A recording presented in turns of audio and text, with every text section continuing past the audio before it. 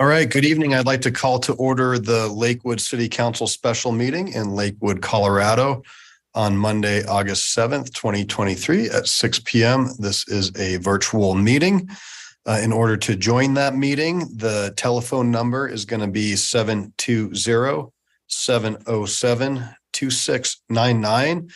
And the webinar ID is the same for that dial-in as well as for Zoom. And that's going to be 820-6281-3086. Again, the webinar ID is 820-6281-3086. With that, will the clerk please call the roll? Paul. Here. Abel.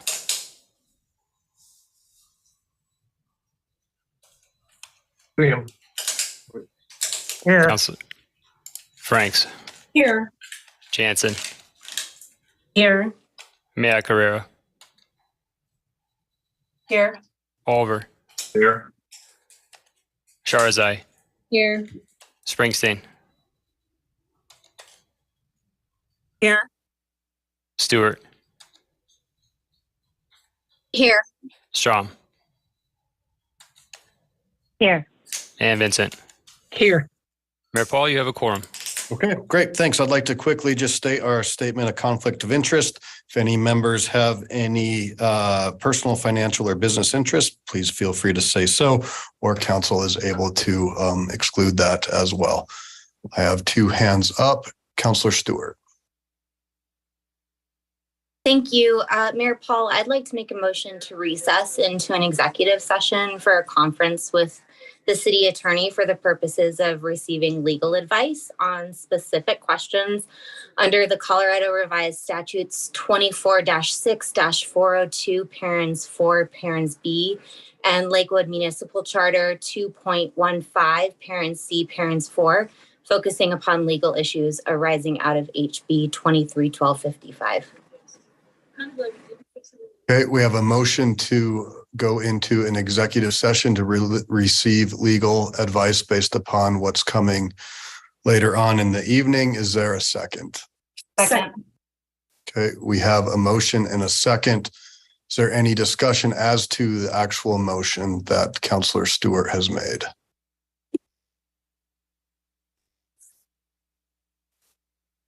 Okay, Councilor Abel.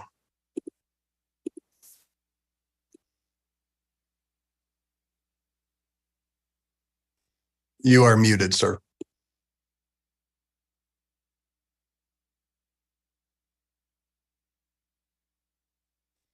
Councilor Abel, you're muted.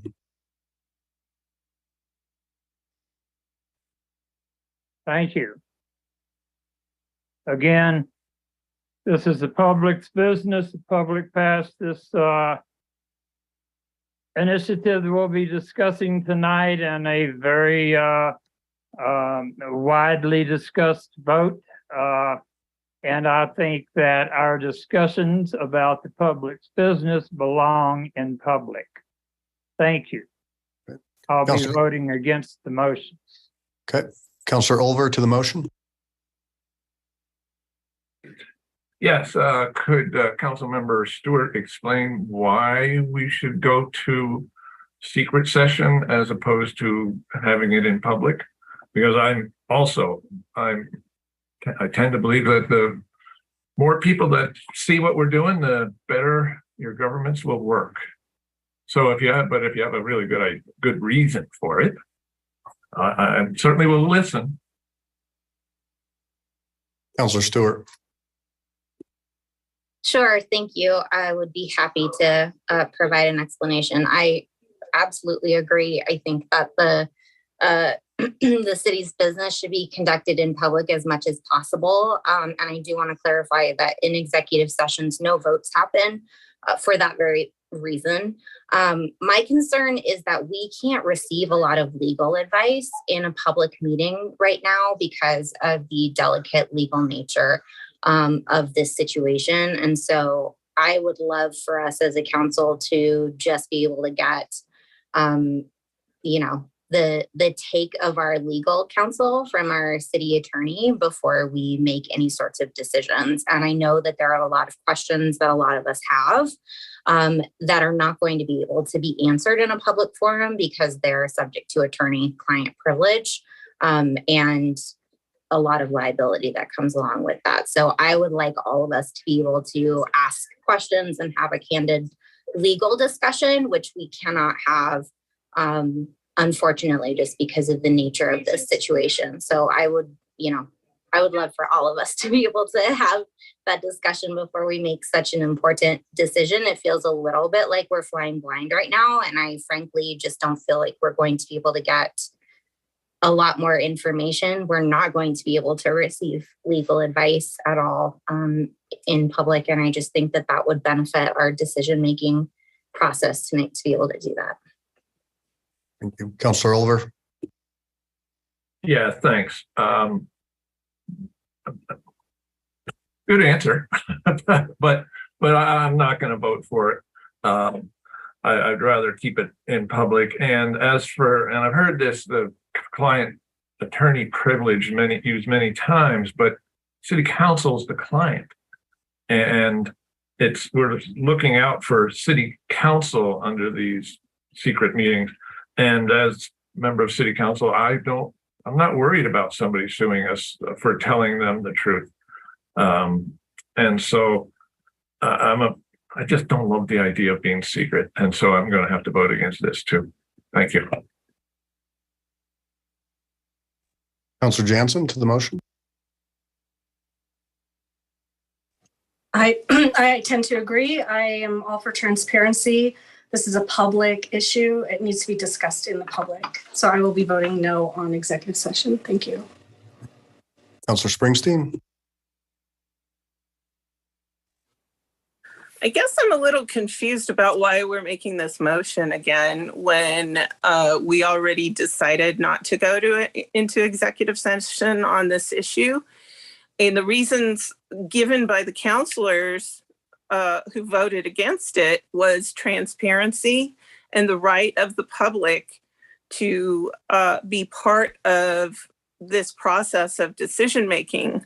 Recently, the Denver Public Schools got in a lot of trouble over going into an executive session when it was not warranted. And an executive session is warranted in very specific circumstances where we're looking at very specific fiduciary issues, not where we're looking at making policy to supersede the will of the voters. And so what I would suggest is, like DPS, if we go into executive session in order to make policy and the press sues us the way that they did DPS, we are in a lot bigger trouble than we are just going before the public right now. I still haven't heard from you, Councilor Stewart, or from our legal counsel what it is that we're getting attorney-client privileged information about. And what I would also say is that communications from our legal counsel have essentially been intimidating communications, where if we don't go along with whatever that advice is, that we are personally liable in some way because somehow they know everything there is to know about the law. So I'm not convinced that this would even be useful to us. I think it's bad advice to tell a city council that, localities just go along with whatever state and federal law supersedes our law. I mean, I would take issue with that and that attitude, because the thing is, we fought a civil war over that issue, and states battle with the federal government on superseding state law all the time. So anyway, nobody can tell us why this is attorney-client privileged information that we are talking about, and why we won't get in trouble, just like the DPS board did very recently, for going into executive session to make policy. So that's my issue. Counselor Franks. Thanks, Mayor Paul. I wanted to indicate that I would be supporting going into an executive session, but certainly wanted to share why. I think it's sort of analogous to if I have a dispute with someone or don't agree with something, and then I'm asked to record my conversations with my legal representative about when I'm exploring options, like if I chose this option, how does this particular piece of the legislation fit, or what are our possible remedies? And so for me, it's a matter of wanting to be able to explore and press upon some of the very relevant issues in a way in which I'm not sharing that information with folks who may later, depending on whatever action we take, may decide that that is adverse to their interests and would want to take us to court. So it's really me doing my due diligence. Of course, we would come back into a regular session. Any votes would happen there, as Councillor Stewart said. But this is a matter of lot of complexity and wanting to be fully educated in making a decision that honors my fiduciary responsibility, honors what I know about what my constituents, what their interests are. And so I will be supporting this. We do need a supermajority. And so I just want the community to know that the good decision-making happens when you have all the relevant information. And I think there are legal questions that some of us have that would not be able to be explored in this public forum, but would definitely be impactful to how a vote would go once you have that information. So I will be in support of this, and I am certainly hopeful that we can get a supermajority to move into executive session and do the people's work. Thank you. Great. Mayor Pro Tem Strom.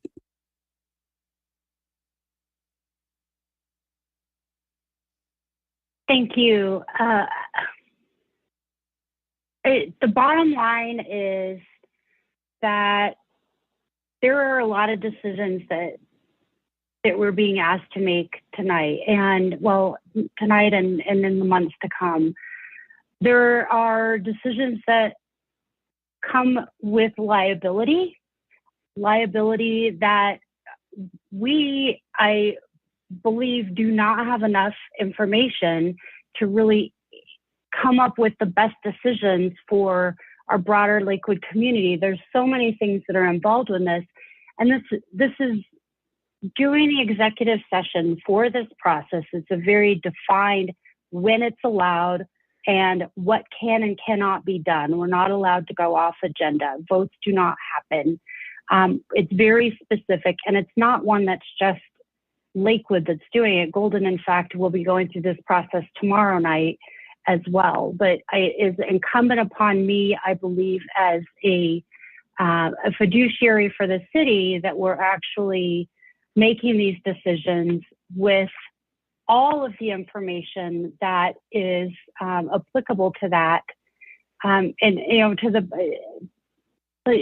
point that was made earlier, like if you're having a legal dispute, and there could potentially be legal disputes between many parties here, you've got to be able to consult with an attorney before you decide best how to move forward. And so I too would be in support of readdressing that possibility as we move forward. Thank you. Councilor Maya-Guerrero. Thank you. I am also in favor of going into an executive session for several reasons that I think have already been expressed. But again, the notion that we would actually make a choice in executive session, right? That's just not true. That's not the point of it. The point is that we can really find out like what are the possible legal consequences of various pathways without having that then be something that corners us into these types of like legal responsibilities, and allowing us to have that honest consultation. And pardon me I'm starting to lose my voice today for some reason. But I also want to say, the public transparency is so necessary for actually policymaking. But of course, one of the reasons that an executive session is necessary with something that is potentially legally tumultuous is because all sides of folks are a part of the public, right? It is not just people who are pro keeping the SGI exactly as it is. It is also developers, right? And so I think that there is sort of, and I don't think that like my feeling on the cap, right? Like I don't like the SGI very much. I'm very honest about that. But my notion on why we need to have an executive session is not actually to advance that, because that's just not a good way to make policy. It's really specifically to think about how are we not making our community vulnerable? How are we like honoring both the like duties that we have fiscally, financially, and legally in this space in a changing legal landscape? And we really saw the last time that we were discussing this potential ordinance of extending for the 24 months with the idea that we would then have to sunset it and have something else, which is what that law allegedly requires, right? We were trying to ask some really specific questions about what are those potential repercussions? What does that process look like? We weren't able to get the answers for this exact reason. And so I know that I don't actually have all of the information that I need to make like the smartest possible policy decision in this tricky moment. So I will definitely be in favor of this executive session. Councillor Vincent. I won't belabor anything that everybody else has already said, but one additional piece of information: when you go into an executive session, everybody hears the same information at the same time. They're also allowed to ask clarifying questions if something's not said, so that everybody has an equal opportunity to understand the same information at the same time, which when you have something such as this is, I think, extremely important whenever, and I don't think we use executive sessions willy-nilly, I'll say. They're only when called, when important, and when we need information. So I will, of course. You went on mute at the very end, but I think you were saying you're going to support. So thank you. Yeah. Okay. Councillor Abel.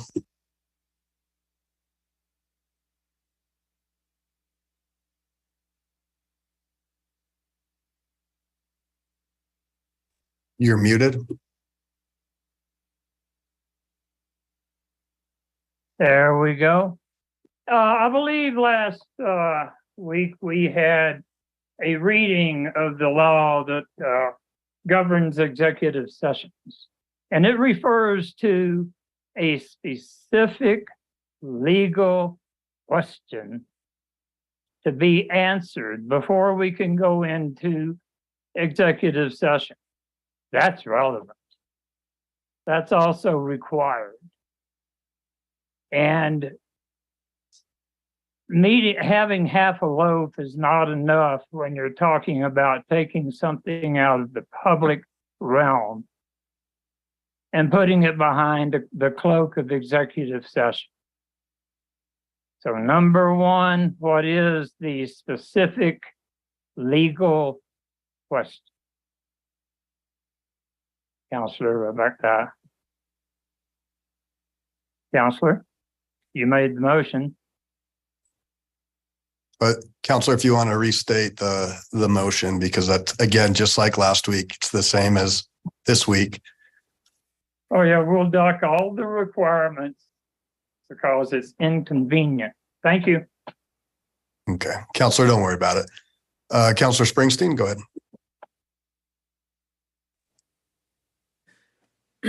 Again, there was a lot in the press about the DPS going into executive session. And one of the things that the press sued about was that state law allows elected officials to meet in executive session to discuss certain legally sensitive matters, including staff or student information that must be kept confidential, some contract negotiations, lawsuits, and other topics. But the topics and legal justification for the executive session must be described in a public agenda item that is noticed to the public ahead of time. Making a motion here tonight is not noticing to the public the exact legal item that we would be discussing in executive session, you have had plenty of time to come up with something like that. This motion is inadequate. And I mean, this was extremely embarrassing to DPS. It was months of litigation. Many in the press were involved in the litigation. And specifically, it was regarding the formation of public policy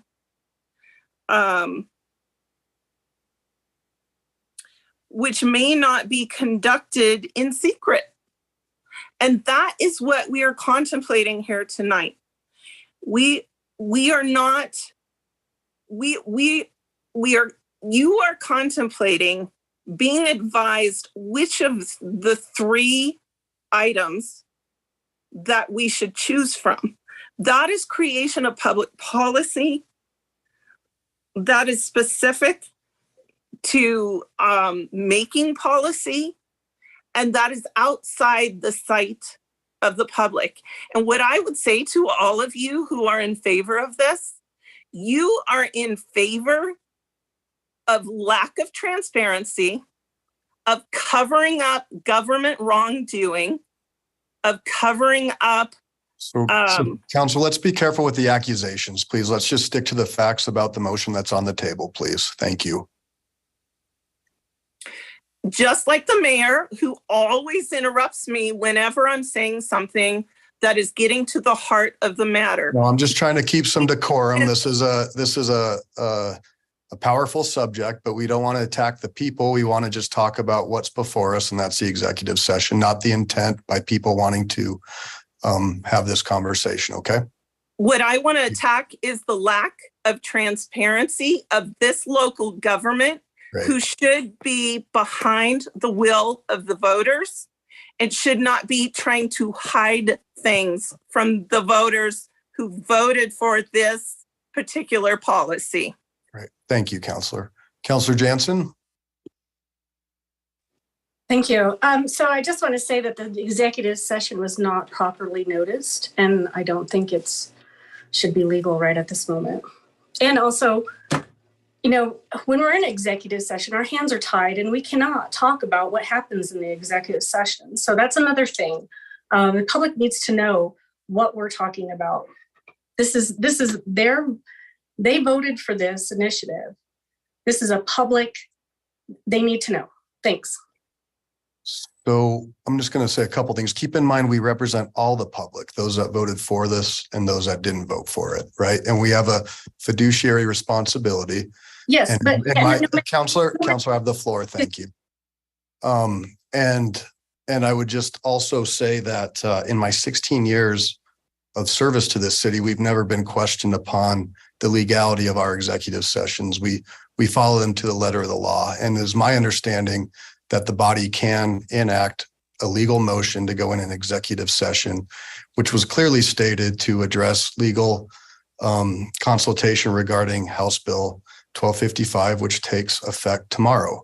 In fact, we have a neighbor who's doing the same thing and going forth. So I'd ask our attorney just to clarify if this is a legal motion, if council has the ability and what that looks like. I don't know if you can comment on DPS, but we're not going in to make policy by any means. The DPS situation was much different than what this is. Ms. McKinney Brown? Yes. As several council members have said at previous city council meetings, that you may go into executive session in any city council meeting as long as you give verbal notice, which is within the language of the motion that Councilmember Stewart utilized. So this is absolutely lawfully noticed, and this is a regular practice of all city councils to go into executive session. This is not comparable to the DPS issue. DPS did not go into executive session just to consult with their attorney. They went to executive session to discuss a whole lot of policy issues. That's different. To go into executive session to talk to your attorney about legal research, legal concerns, legal thoughts, That's a very different thing. That information, if made public, could bind the hands of the city council members, and therefore that information is never made public so that the city council members have the freedom to make the best decisions they can find for the city. Thank you. And I would just add, unfortunately, I hope that we can do this. I'm seeing that we probably won't be able to.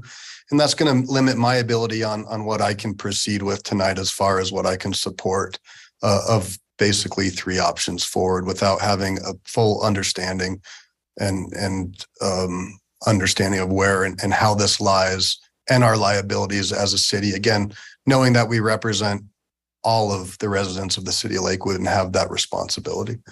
Mayor Pro Tem Strom. Thank you. I would like to just go on record again that this is not a vote that I am doing to set policy. When policy is being set, we would be going through our normal channels that are very public, that are very process driven, and they're very transparent. I am doing this looking at it from a fiduciary capacity. I want to be clear that I would like to consult with my attorney to answer questions that are coming to us, like, are we going to sue the state? Can we sue the state? And other types of liability that might come to the city of Lakewood, depending on the decisions that we make that move us past tomorrow. It's about liability. We would follow the normal process to put policy in place. Thank you. Councilor Abel.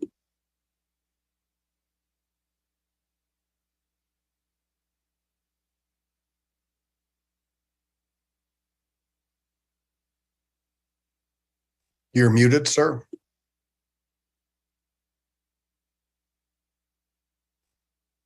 I'd like to correct a couple of pieces of slightly misinformation that have been delivered in the last few minutes. Granted, Golden has this on their agenda tomorrow night, but according to Rick Merleby, Golden's Community Development Coordinator, there is no ordinance and there is no resolution to discuss. It's just the general topic. It's not even on voters' radar screen yet. Thank you very much. Absolutely. And just to go back, the reason why is they're kind of where we were 2 weeks ago when we tried to do this and have that conversation. They were waiting to see what we did after a conversation I had with some of their electeds. So they're not hearing it tomorrow. Thank you. Councilor Jansen. Okay, so it doesn't matter if you're for it or you're against it. The people voted for it and it passed. So you can't go behind the people and say, oh, well, we don't like it because the other people didn't like it, so we're going to vote against it. And that's not the this is not part of our democracy. They voted for this. It was part of the citizen initiative. They voted for it and they won. I won by 7 votes. Does that mean that, oh, I'm not really a counselor? I mean, come on, and then you want to do this, you want to go behind and vote, try to vote it out. The people need to see what's going on. And that's why I am not for this executive session. Councilor Olver. Thank you. I would point out one thing is that we have the city attorney sitting in front of us at all of our meetings. And we ask her questions at most of our meetings and she answers. And so I still have not wrapped my head around why there are certain questions that we have to have in secret. But perhaps you can help me, Ms. McKinney Brown. You were saying something about we might get bound up. Can you come up with a hypothetical thing where some hypothetical situation where we get in trouble if we go into executive session, or we get into trouble if we don't go into executive session. I believe Councilor Strom mentioned something about suing the state. That might be hypothetical. I imagine that is actually not. Well, it's tough for me to come up with even something hypothetical where we can't tell the citizens what's going on. So, yeah, give it a shot. Yeah. I'm not good at coming up with hypotheticals. It's too easy to trip into areas where you reveal information. So I think the issue is, if I tell the city council, my research has shown that X is legal or X is not legal, anyone who votes against the legal advice is going to have the concern that they have acted against advice of counsel. And if that creates fiduciary harm to the city, then have they specifically caused fiduciary harm to the city?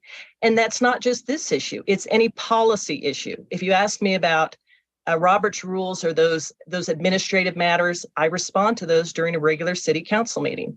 But when we're talking about developing policy, I don't make public statements, because this isn't for the city attorney to decide.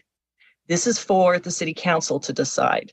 If the city council is wanting to make this decision without knowing what the legal research is, that's the city council's decision. If the city council wants to meet with the city attorney to know what the city attorney's office has researched on this, we're happy to advise you on that information as well.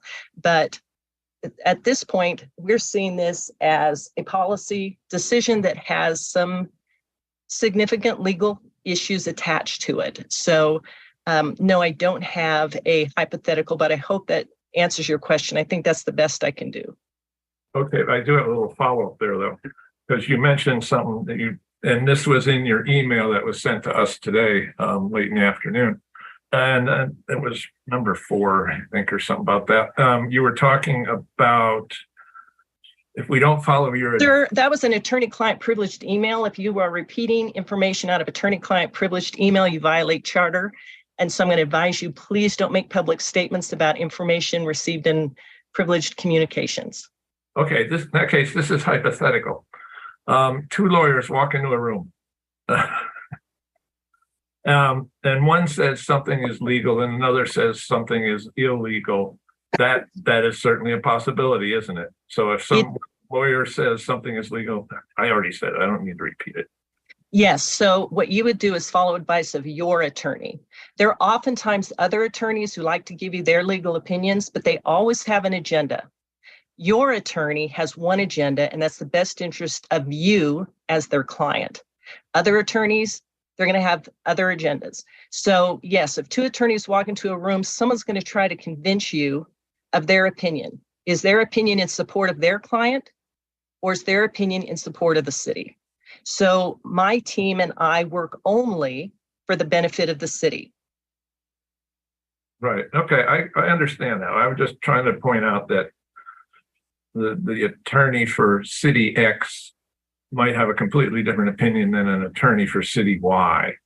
And so everything is not 100% black and white. But I don't think we need to go down this road anymore. So I think you've answered my question. So thank you. Councilor Sherazai. Yes, I'd like to call the question. We can debate this all night. I think we know the direction it's going in. Let's just vote and get to business. Second. Okay, there's a motion to call a question. Please cast your votes.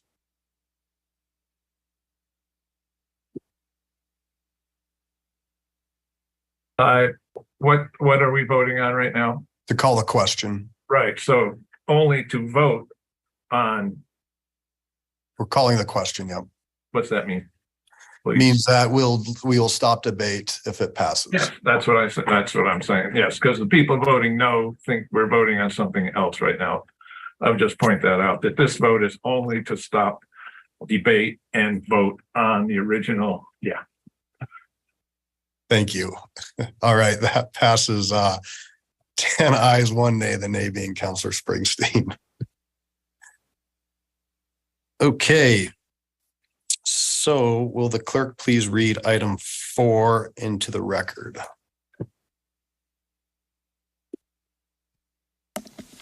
Public hearing on item 4, ordinance O-2023-30, an emergency ordinance temporarily enacting and enforcing a non-renewable anti-growth law for the purpose of developing or amending land use plans or land use laws covering residential development or the residential component of a mixed-use development. Mr. Clerk, sorry. I think we still need to vote on the previous motion.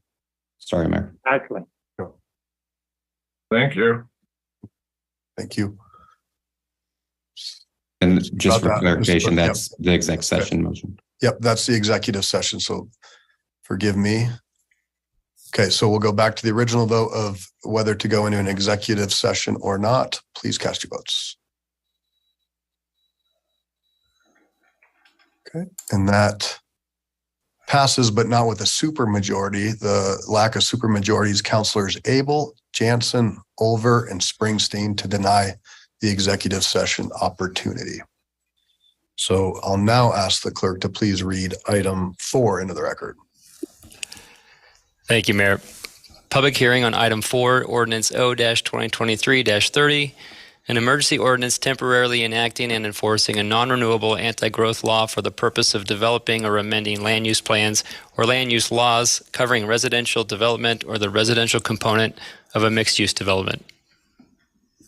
Or I open the public hearing. Councilor Jansen, your hand is up. Yes, I'm all for transparency, and I hereby move that the City Council does not recognize HB 23-1255 as a valid law of the state and direct staff to continue to enforce LMC 14.27 and to take all legal steps necessary to defend LMC 14.27, the Strategic Growth Initiative. I'll second that, but I don't think we need that motion right now. Well, there's a motion and a second. And so unfortunately, by doing that, you've since cut off all the public comment towards this. So if you would like to go ahead and move forward, there's a motion and a second. Any discussion on this ordinance or on this one before us? Councilor Franks.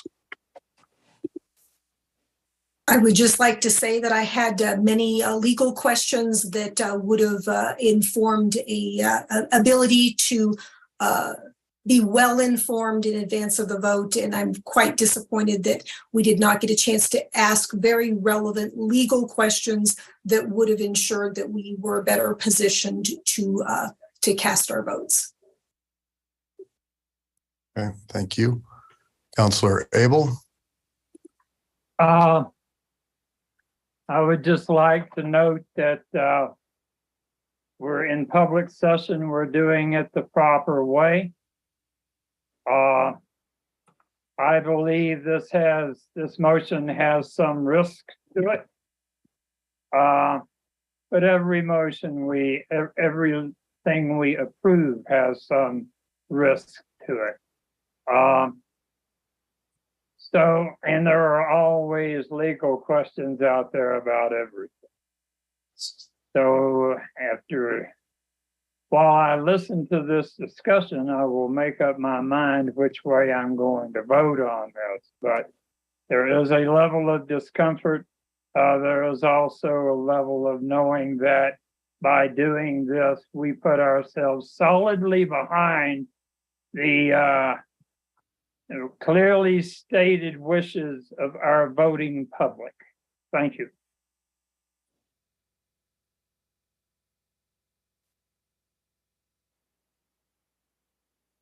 Councilor Olver.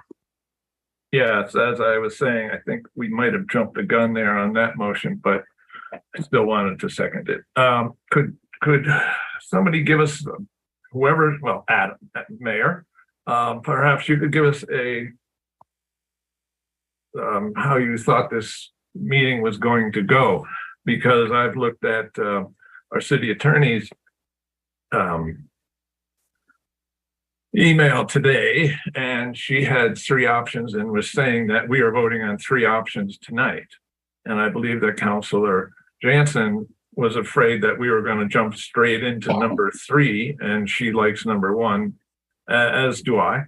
But could you just give us some background on how you intended this discussion to go ahead, and maybe we can get it back on track?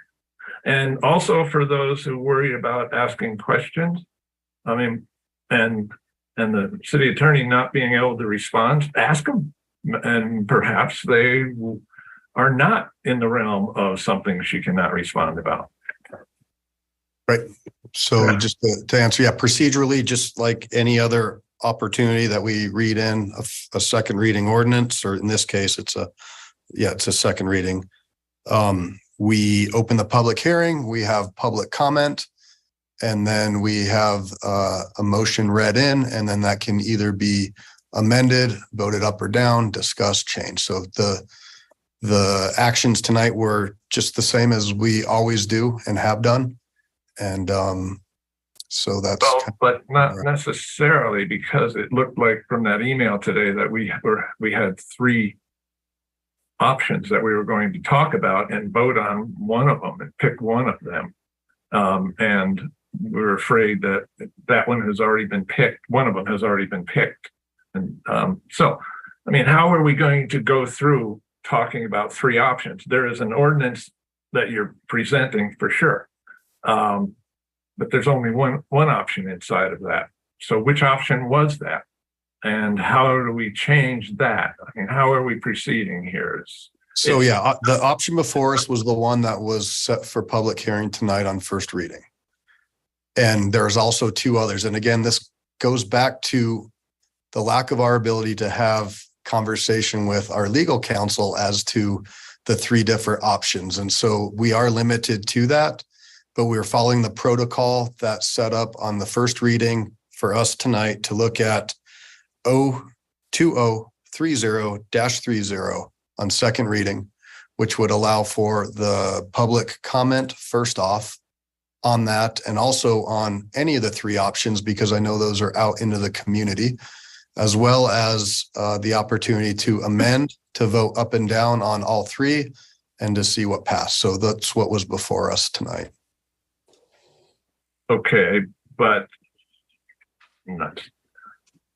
So 3 options in one ordinance, that just doesn't strike me as, you're saying that like what we were going to do was to bring up the ordinance, and inside that ordinance, it says we were going with number 3. And if we wanted to go, council wanted to go with something else, we would have to defeat that ordinance vote and then make a different vote for a different option. Yes. That's what you're saying? Correct. So either I think the 3 options were to either comply with the state, or not to comply with the state, or to take the 3rd option, which is the off-ramp. Right. Yep. Okay. So how are we going to proceed now that we have a motion and a second? Well, we're debating what's on the floor right now. So I have Councilor Sherazai, Mayor Guerrero, Councilor Springsteen, and the motion makers hands up. So there we go. Okay. Thank you. Thanks. Councilor Sherazai. Yeah, I would like to call the question on this as well, since we have limited things to discuss regarding this, and we were really here to discuss the second reading of the ordinance, was my understanding. So I'd love to end debate and call the question for the vote. I can second. There's a call to call the question on Councilor Jansen's motion to, I think it was, let me go back and look at what that was.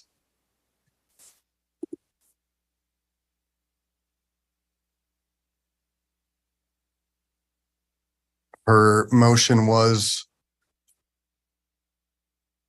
to direct staff through regular motion to, let's see here. Through regular motion to immediately to enforce LMC 1427 and to fail to recognize House Bill 1255 as a valid law on the state.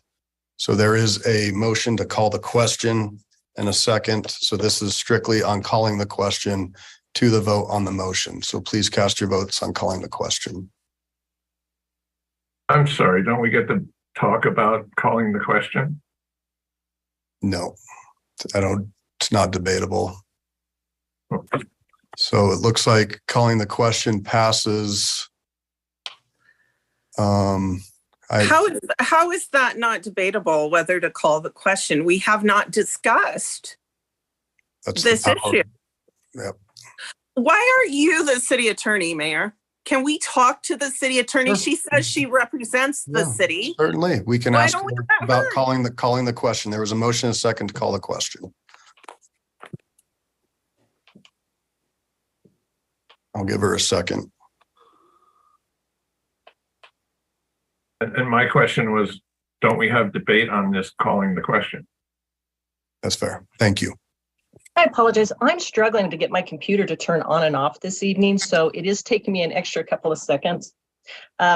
So for those of you who are not familiar with Robert's Rules of Order, there are certain privilege motions that do not allow debate. Calling the question is one of those. So once it's been, once the motion is made and seconded, there is no debate. The vote is just taken, and that's pursuant to Robert's Rules of Order.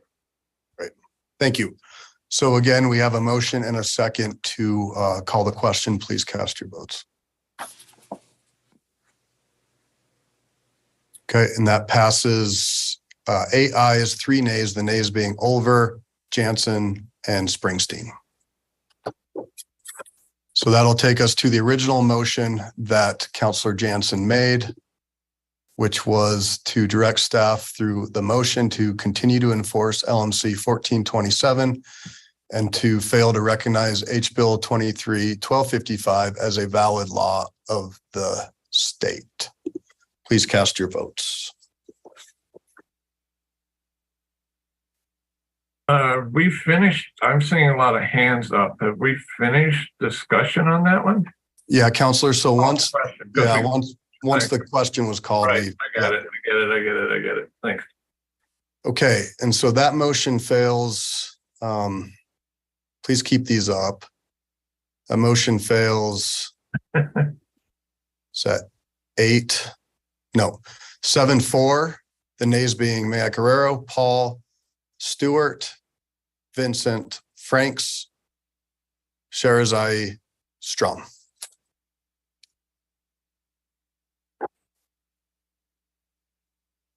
Okay. I'm going to now open the public hearing on ordinance 2023-30 and just mention to those who are tuning in that the two options before us now are either the actual 2023-30 or the third option, which is to not enforce 14.27. So the rules, this is the point in the meeting where the public is invited to address the city council. I ask that all persons calling in observe the decorum of city council meetings. You'll have an opportunity if you'd like to raise your hand at this point. You can go ahead and press *9 to go ahead and get in the queue. We will call you over. There'll be a 3-minute time limit. And when your time is at 30 seconds, we'll go ahead and give you and when your time is up, I'll ring it twice and politely ask you to wrap that up. In order for our clerk to keep record, please again, give us your name and address or name and ward, and we'll go ahead and get going. So if you'd like to get in the queue, again, please go ahead and press *9. And I have Miss Kentner, and she has requested to pool. So let me just make sure I think that your people are here, but let's just make sure so we can click these off. So we'll do 10 minutes for Miss Kentner, and she's pooling her time with Miss Herskovitz, Mr. Kenny, Mr. Barthel, and Ms. Brewer. So I do see Mr. Kenny. I see Ms. Herskovitz. I think that's Liz. So there's 3. So we'll go ahead and bring you over, and I'll let you know when your time's going. And I will note that there were 13 comments on Lakewood Speaks. And if you are calling in and you did write a comment, please try to refrain from redundancy. All right, Ms. Kentner. Thank you, Council. Yep, hold on real quick. Let me get your time going. Okay, go ahead. So now I should start? Yep, go ahead. Okay. Good evening, Council. Luckily, I do not plan to take all 10 minutes, as I would like to clarify that I will be addressing the one and only ordinance that is on Lakewood Speaks, where the public is directed to check the agendas. Evidently, there seem to be a couple of different classes of citizens, those who are available to some other information, and the majority who have what was online on Lakewood Speaks. So on the public agenda tonight is second reading for an emergency ordinance that would effectively put a 2-year sunset on the voter-approved Lakewood Strategic Growth Initiative. In 2017, nearly 10,000 signatures were collected from people wanting strategic growth for Lakewood. And in 2019, the voters approved the Lakewood Strategic Growth Initiative, a permit allocation system giving the city a mechanism to do what everyone agrees on: prioritize the housing we need to be built first, affordable housing with ownership opportunities. But instead of listening, there was a concerted effort to silence the voice of the people. First, city resources and staff time were used to draft talking points against signing the petition. When that didn't stop us from gathering signatures, a court action was tried. And when that failed, big money developer interest groups poured over $500,000 to beat us at the ballot box. And when that failed, the people breathed a sigh of relief. We won, they cried, and trusted their elected officials to finally be responsive to the demand for Lakewood strategic growth. But behind the scenes, city staff continued handing out building permits without hearings. Behind the scenes, while the people who supported the initiative were busy working 1, 2, even 3 jobs to support our families, trusting that our elected officials would respect our vote, those same special interest groups were hard at work at the state level to try to reverse the constitutionally valid vote of the people. The result was HB 1255. A bill which amounts to nothing more than legalized name calling and suggests that the state can usurp our local land use control. Now, tonight, this body is considering a second reading on an ordinance that misleads and fosters divisiveness by calling supporters of the Lakewood Strategic Growth Initiative anti-growth. Now, tonight, this body is I can't believe you're even considering acknowledging that the state can override a vote of the Lakewood people. The purpose and intent of the Lakewood Strategic Growth Initiative was not to cap growth, and it obviously never has kept growth below 1%. What this does tonight is to sunset the only mechanism you have for prioritizing the housing we need, for putting affordable units first, a requirement to get money from Initiative 123 for affordable housing. Oh yeah, where's the discussion on that?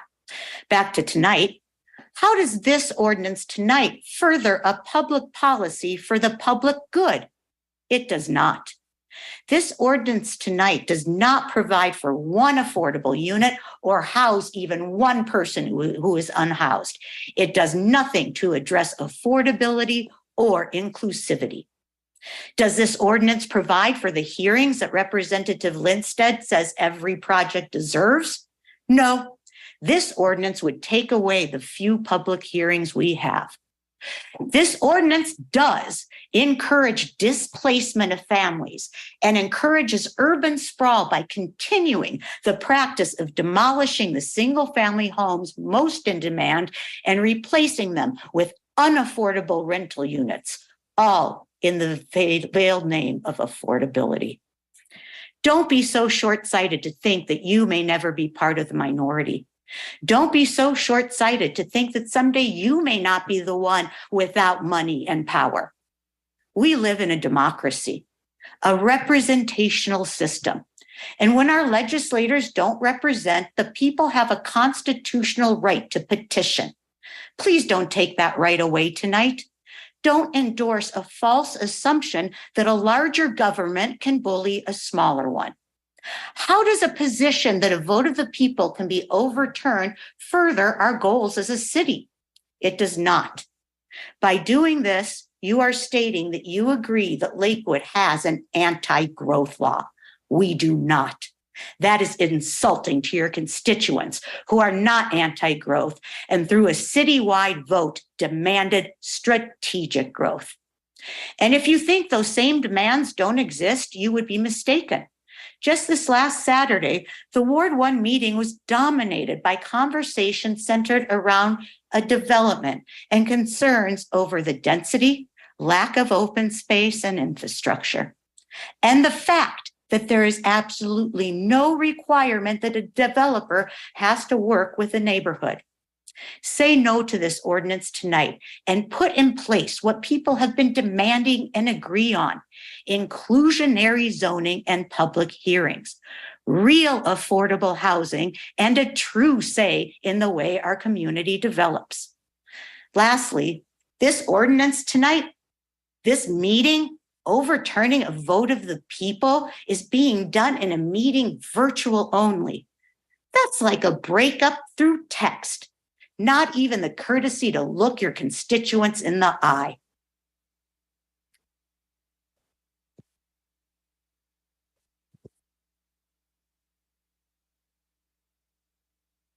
Great, thank you.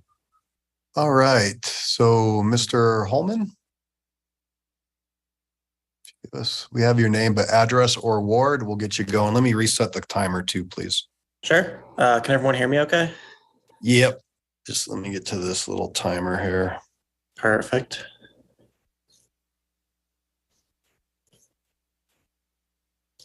All right, go ahead. Name, ward or address? Yeah, I'm in Ward 2. My name is Brian Holman. I'm 30 years old. I've been a Lakewood resident in Two Creeks for 6 years. I'd like to posit against the emergency growth ordinance. First, it'll soon be illegal according to state law. If we want to enter into any form of conflict with the state, I think we should hold another vote amongst the residents of Lakewood. Do they want to use the city budget to potentially enter a legal battle? We didn't know about this 3 or 4 years ago, so I think holding another vote might be worth it. Second, I understand the reasoning behind adopting the growth limitation and understand that there are issues associated with rapid growth. However, the issues attempting to be addressed by the growth ordinance are not being addressed directly by it, and unintended consequences of it have and will make many issues worse. If we want more green space, let's legislate something for public green space. If we want less traffic, let's write legislation for funding alternatives. If we want affordable housing, we need to bolster housing supply by improving zoning, working with developers and providing more housing options to residents, not just single family homes, not just apartments, but townhomes and duplexes, et cetera. If we want better infrastructure, let's build more efficiently. According to expert economists, urban planners, transportation planners, growth ordinances like this have a negative impact on all of those issues. Fewer tax-paying residents results in less tax revenue for our city services and infrastructure.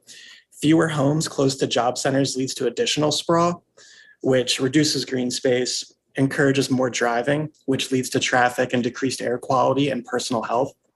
It also increases infrastructure spend since more piping, wiring, roads, et cetera, are needed to serve the sprawled out residents. It also reduces housing availability, which increases homelessness and leads to all sorts of other problems related to homelessness. If we want to address the problems that are caused by increased growth, we have to address those problems individually using the data and knowledge from experts. We can't solve these issues caused by growth by simply limiting it within our own city borders. Young families will simply move elsewhere, such as Arvada, which was recently ranked one of the best places to live for new families for reasons that Lakewood is falling behind on. Please, City Council, be thoughtful about Lakewood's future and the future of our residents and families and oppose this growth limitation. Thank you. That's all. Thank you. Yep, thank you. And again, just to remind the public, if you'd like to speak, go ahead and press *9 and then you'll press *6 to undo that. The first ding is 30 seconds and the second one is time's up.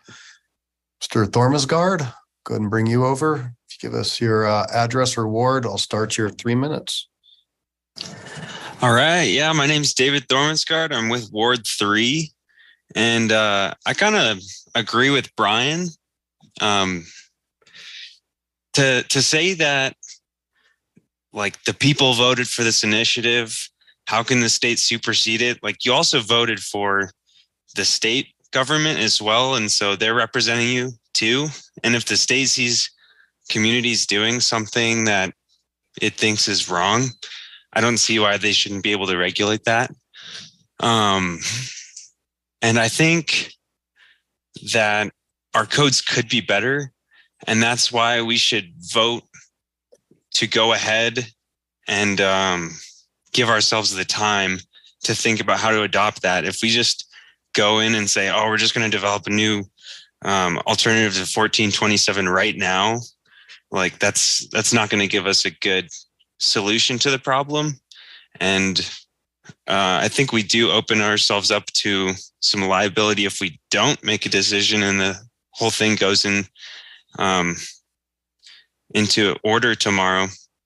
And so I would say we should vote for the extension because it gives us the time to think about how we're going to address these problems without opening us up to that liability for not complying. So thank you for your time, and I hope you guys can make a good decision. Great. Thank you very much. All right. Anybody else in attendance wish to speak on this? Please raise your hand.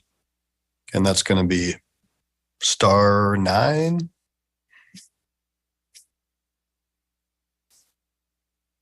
Going once, going twice.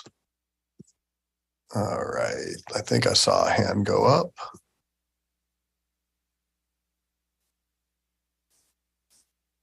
Maybe not. I see one that goes up and goes down. All right, we'll go ahead and close public comment on ordinance 2023-30. And I'll ask for a motion to be read into the record, and then we can discuss debate.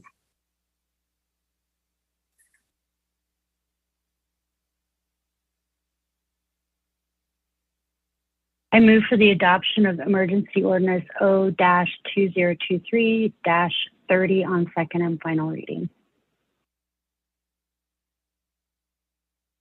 Is there a second? I'll second. Okay, so we have a motion and a second on this emergency ordinance. Is there any discussion?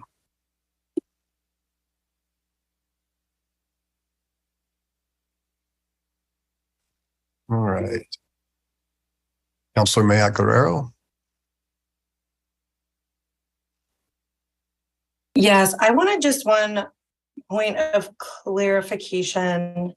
I hope we can get from the attorney's office, which is, so if we don't pass this emergency ordinance, then when the state law becomes the law, like is enacted, is effective, our 1427 just fully goes away? Or is that, am I misunderstanding like what ends up happening if we don't pass this? First, is Lauren Stanek available? She is the senior assistant city attorney for land use, and she's worked with me very closely on the research of this issue. And I wanted to make sure she is. Yep, she's in the meeting now. Welcome, Ms. Stanek. Hello, thank you, everyone. Sorry, I had to join as a panelist. So thank you for your question, Councilor Matt Guerrero. So what you have in front of you, this first, or this motion that was just made, if you decide, if there is not a majority vote cast, obviously then members of council can propose other motions. I know that was done at the beginning of this public hearing, but the next option would be that if a council member chooses, they could move to specifically recognize House Bill 23-1255 as valid law, taking effect tomorrow. There could be other motions made from councilors. So based on however you vote on this motion, there are still many other options that that you can pursue. It would sort of just be working through the options that you have done so far. To clarify, Councilmember Matt Guerrero, The question that I understood you're asking was whether or what were the consequences of the outcomes of this vote.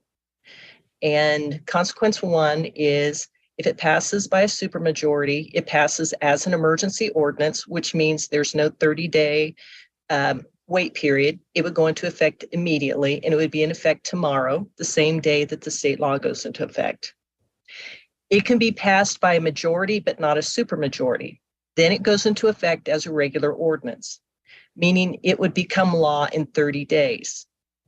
Because a majority of the city council will have made it clear to staff that they intend to follow 1255 by passing this ordinance, in the 30 days pending between the vote and it going into effect, staff would be very careful not to enforce any sections of 1427, which would be in violation of state law, or it can fail. So one of three outcomes from the vote on this particular ordinance. And as Lauren has stated, if this ordinance should fail, City Council has a variety of other options it can pursue.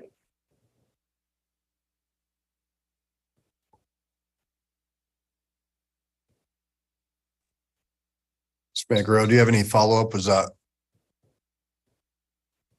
No, I think that was my main question. I guess I asked that question too, because we really are hearing both in the comments online, some of the emails, discussions I've had with constituents, and I think even among folks here, just the lack of, right, there are folks who are pro continuing with some level of like smart growth and wanting actually more control. And so this is seen as a way to move forward with that, where we pass this ordinance and then we buy ourselves some time to actually figure out good alternatives that are still legal under this new state law, but that still give us and the people of Colorado adequate tools to actually like influence the development in Lakewood.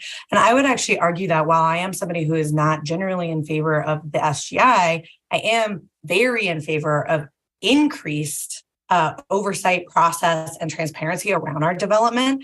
And I'm very in favor of increased programs to adequately like fund and support and create affordable and like mid-range housing. I'm also very in favor of sustainability measures that would require more green space per unit per person than we currently have. And for me, the SGI actually is not adequate on those things. And the original language said very little about affordable housing and was certainly at least not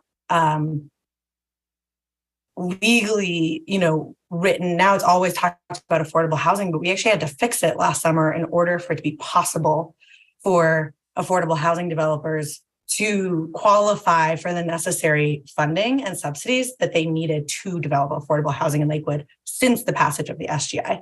So I just feel like there's that mixed message there, where then you hear somebody speak about, we shouldn't pass this, we should just let the state law do its thing and hopefully we'll come up with something better by the time, we get sued on it.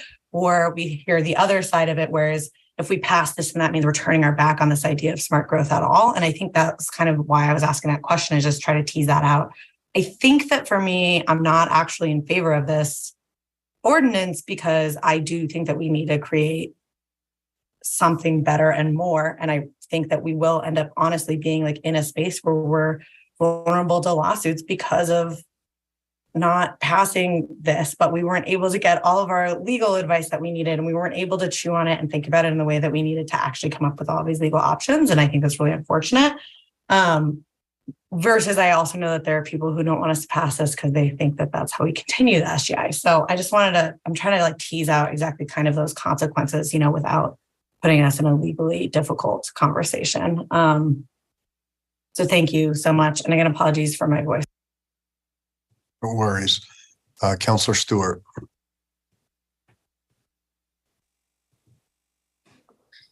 Thanks. Yeah, I think I'm struggling with some similar issues. I know that there is concern that this would be potentially a continuation without us really taking responsibility for addressing some of the very real needs of our community around housing affordability and housing supply, and also making sure that we are holding folks accountable to design and aesthetics, and green space and sustainability. And so I know this is going to throw a wrench in public comment for a hot minute, so I apologize to the folks with their hands up, but I'm going to make a motion to amend this ordinance. So I'd like to make a motion to change where is mentioned 24 months, up to 24 months to up to 12 months in the declaration and in section 1 and any subsequent sections that I've missed. I believe those are the only two that I see, just to be able to hold us accountable to all of our voters to really put something in place that really meets the needs of our community. I don't love the idea of, I think 24 months is just kicking all of the cans down the road, regardless of how one feels about this ordinance. So my motion is to amend ordinance O-2023-30 in the declaration section and section 1 to change up to 24 months to up to 12 months. Is there a second? Second. Okay, that's Councilor Matt Guerrero. Okay, so we have a motion and a second. Does anybody wish to speak to that motion? Councilor Franks? Thanks, Mayor Paul. First, I would like to say I certainly appreciate what Councilor Stewart is attempting to achieve there. But I'm 4 months away from being off of council. There will be a new counselor. These jobs have a very steep learning curve. We also have a community that is evolving and changing every day. I see it when I look out my window and see kids on bikes that I haven't seen before. So we do know neighborhoods are changing, and I may be asking a legal question that can't be answered, but I'm going to ask it anyways. And if it can't be answered, please. But my understanding is that this 2-year period, or this kind of is a one-time option. And what I'm trying to understand is, if we were to lower that to 12 months, does that prohibit us from ever capturing back the additional 12 months that we would have had we not shortened the time frame? So, thank you, Mayor. So in this particular case, the House Bill 1255 basically said up to 24 months, and it was meant to be so you could change land use plans or laws incrementally.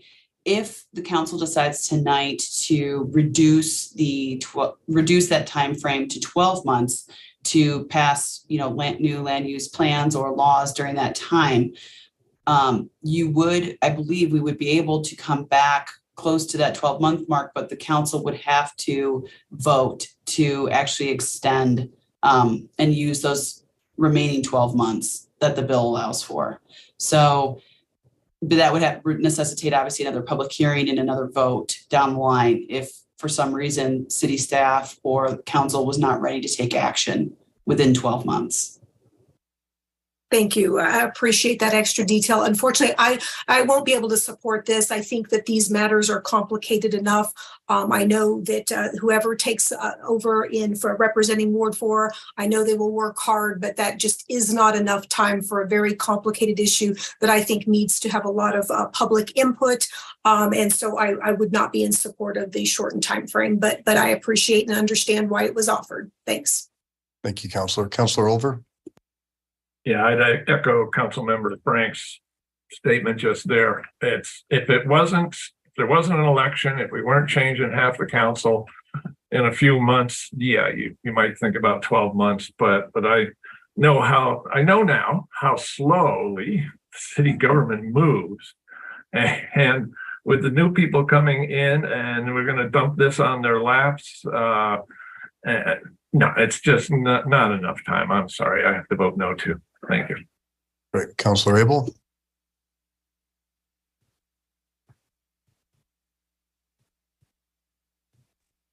Thank you, Mayor. A couple of things, well, more than a couple of things. A lot of procedural irritation here. Firstly, voters, I hope, in this city have a long memory and realize what we have done with their constitutionally protected direct democracy access. Secondly, we seem to have a new move toward making 11th hour amendments that are quite impactful on the legislation in front of us after our public has had the information in front of them for days, if not weeks. People don't like government by surprise, and I certainly don't. But my main concern is that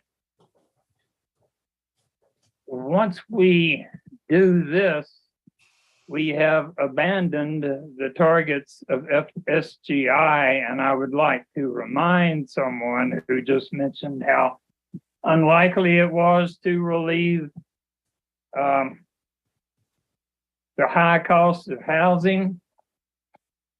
Every year that SGI was in effect, 40% of the allocations were set aside for affordable housing, and not one allocation got used for that purpose. Why do you think that is? It's because developers know dang good and well they don't have to do that. They're going to get what they want anyway. Thank you. Councilor Springsteen. What I always find so fascinating about these situations is that certain members of this council are allowed to make motions and to make them at the 11th hour, and allowed to make amendments at the 11th hour, and certain members are not. The mayor never allows me to do this, which is discriminatory, I will point out. And so only certain members of this council are allowed to speak. And the fact that we just had this circus of what happened with the first motion tonight demonstrates that. And what it demonstrates is that the people of this city are not allowed to speak. All this motion does is to sunset what the voters voted on 12 months earlier.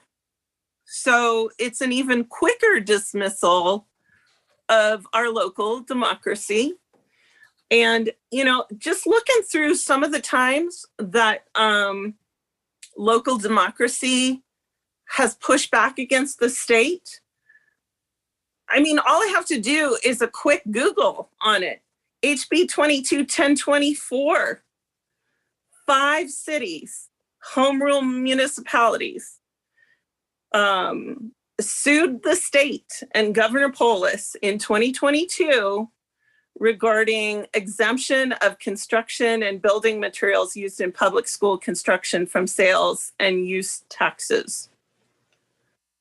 Those municipalities pushed back against the state. And we are being advised by our council tonight that whatever the state says goes. That is not legal counsel. I would like to ask our legal counsel, when you say you represent the city, what does that mean to you? Please tell us who you are representing, because this legal counsel is not getting me where I need to be. Please tell me. Ms. McKinney Brown. Yes, I've given this council no legal advice whatsoever concerning whether or not I believe this is a legal law or an illegal law. The city council has not heard that. I'm not exactly sure what Councilmember Springsteen is referring to, but those words have never come from myself or a member of my staff.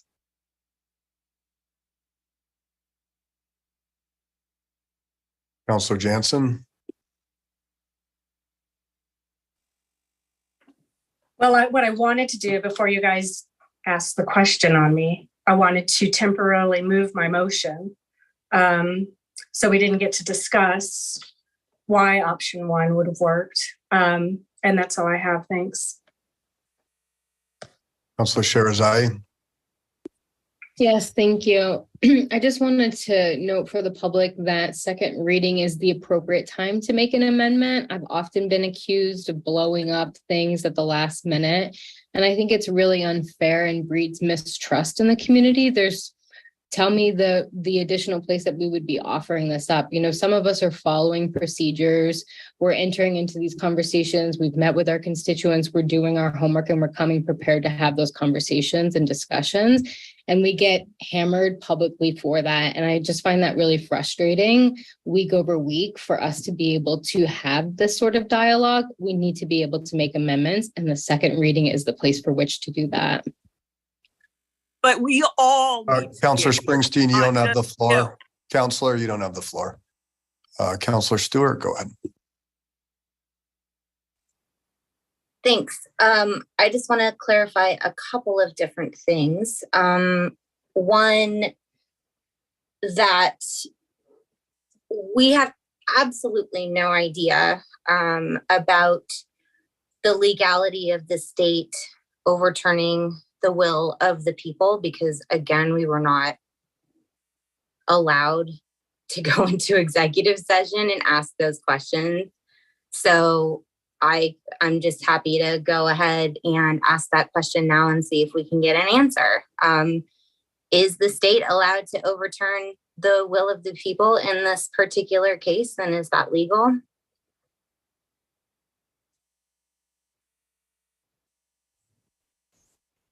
Thank you for your question. So, Councilmember Stewart, unfortunately, I can't go into too much detail and tell you about, again, the legality of this law or what the city can do in response to it without basically going into privileged information. So, unfortunately, I can't really give you an answer to your question. And I'm just going to leave it at that. Apologies. Thank you.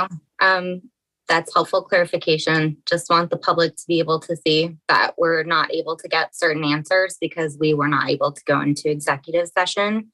The concerns about overturning the will of the people is why I voted and led the legislative committee to strongly oppose this legislation, because I had concerns about that. But we're past that now. There were the votes to pass that. And so now we are here today and we're dealing with the reality of a new law that calls that question, but we can't make a decision based on the legality of that because we have no idea and can't get any advice. So again, that's all I've got right now. So just a quick check-in. I really want to ensure that we're being respectful in our thoughts and our words and our actions to our peers, as well as to our staff. So I'd really encourage, I know this is a challenging subject, but I'd really encourage council to continue to do that, especially as we engage with staff. Councilor Franks. Thanks, Mayor. I wanted to maybe ask the question in a slightly different way. Basically, what we're trying to do is make sure that the public, is well informed about the challenges that we're facing tonight. So I'm going to present a quick hypothetical and see if that question can be answered in a way that might at least illuminate that. So if I were to have an issue and want to take something to the vote of the people, I go through all of the avenues to do that. It goes to a vote of the people, and let's just call it object A. Object A passes, and then the question I would have then is, so it passes, a year or two from now, is the council able to modify or nullify that action that would have been taken by the voters? Guess I'm just trying to get to, showing the fact that, laws are very complicated, but they're also able to be modified. And so I don't know if our legal staff would be able to answer that, but what I'm trying to do is just share sort of maybe some illumination on that topic. And thank you. And Councillor Franks, I think what your hypothetical goes to and what Councillor Stewart's question goes to really concerns the doctrine of preemption. And I know that there was perhaps some information given to council about that, but what's difficult and why we can't go into too much detail is that there are situations where legally, where there are matters of local interest, state interest, and mixed interest. And so in the hypothetical you posed where you just say, object A or object B or whatever it may be, it's hard to really provide a thorough legal opinion or legal answer, because what we would need to really examine is this a matter of state and local interest? And then from there, there's a test as to whether or not, the state can preempt laws, or is this a matter of local interest or purely statewide interest? So unfortunately, without being able to go into specifics, I really can't provide a more detailed answer about what can supersede what. And thank you so much for that. That's what I'm trying to illustrate. That's why I so desperately wanted to go into executive session. I had all these types of questions which would have been able to be fully fleshed out with all of our counselors and brought back to bear. So I was just trying another way to say we are trying to be as educated as we can, but there are questions that I would have liked to have gotten legal input for, and would have liked to had a conversation with all my fellow counselors on that in order to come back with the best decision. But I realize, and I thought you would not be able to, given the hypothetical had no specifics about those very issues. But thank you. Appreciate it. Councillor Olver. Okay, Lauren, I'm going to pile on and do the exact same thing the last two counselors talked about. I don't think you're being real honest about your answers. They are asking you about general wild hypothetical questions, and you're going into specifics about our specific ordinance. And Franks, Vincent, and Strong. Got to make sure I got that right. All right, now we can continue conversation on the body of the ordinance. Councillor Olver. Okay. I still have a problem with the wording of it, as I did at our last meeting when we talked about this. So I'm going to make a motion. It's real simple. I move to change the word anti-growth to strategic growth everywhere in ordinance O-2023-30. Second. That's all. I just don't believe it's not anti-growth. It has never been anti-growth. If it was anti-growth, there wouldn't be anything being built, and we have things being built all the time. SGI stands for strategic growth. When I voted for it, when it first came out, I looked at it and I said, oh yeah, a little bit of a, we don't want to stop growth completely, but you'd also don't want to let it run away like a runaway train. And so strategically limiting it seemed like a good idea at the time. And so I don't like the idea of the being called an anti-growth law. And so therefore, that is why I made the motion. And perhaps our lawyer wants to address that, because I brought this up previously and she was saying that it has to be this way, but I'm still going to stick to my guns that I don't believe it has to be this way. And so if you want to, the city attorney wants to say it has to be this way, could you tell us why? And what would happen if we change it anyway? I mean, would the police come and check and grab me and drag me out? Or would the state sue us? Or, so. Neither of those eventualities. Before you second it, though, you should be aware the language anti-growth law came directly out of House Bill 1255. This is not law. This is not language that the city staff made up. Remember, we didn't have any direction from city council on what city council might want to do. There were three options, clearly three options. You can vote follow 1255, don't follow 1255. This ordinance is option 3, which is allowed for within 1255. And what this ordinance does is it picks up that language in 1255 that says there may be some cities that have anti-growth laws, and that's the language of the statute. I didn't make it up, but it says there may be some cities that have this kind of a law, and they may need a little bit of time to transition. So this option is just picking up the language exactly out of the statute.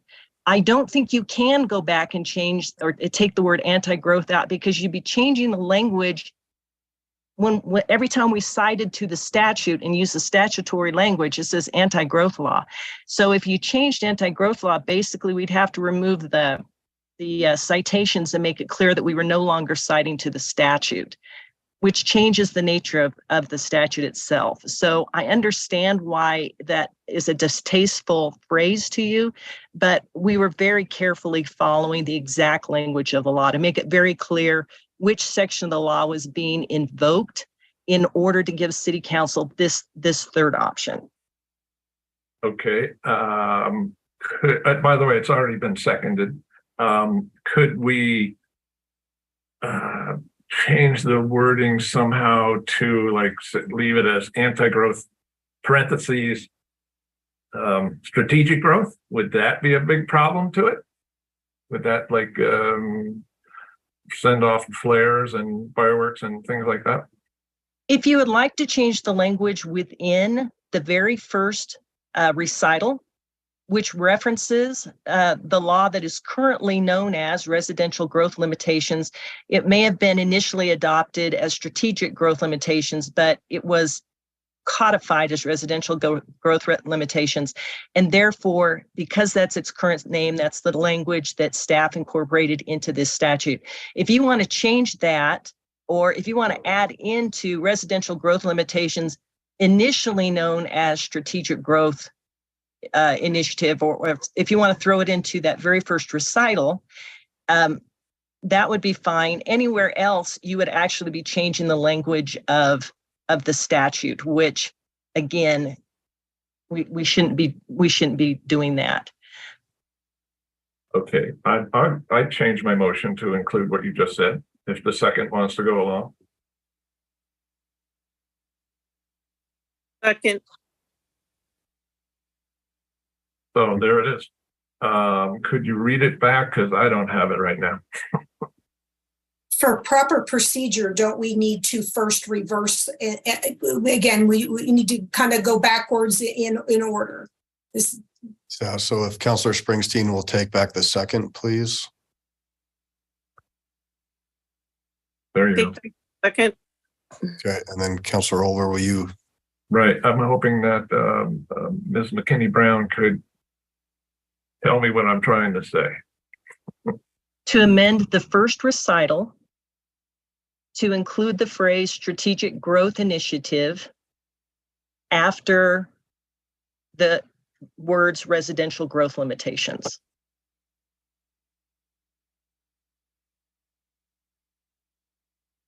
So Council, you could say so moved. So moved. Okay. Now I need a second. Yep, now you need a second.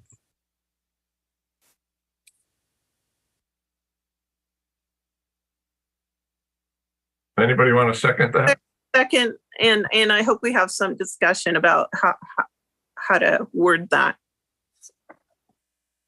Well, it was just worded and you just seconded it. Did you not want to second it and change the wording?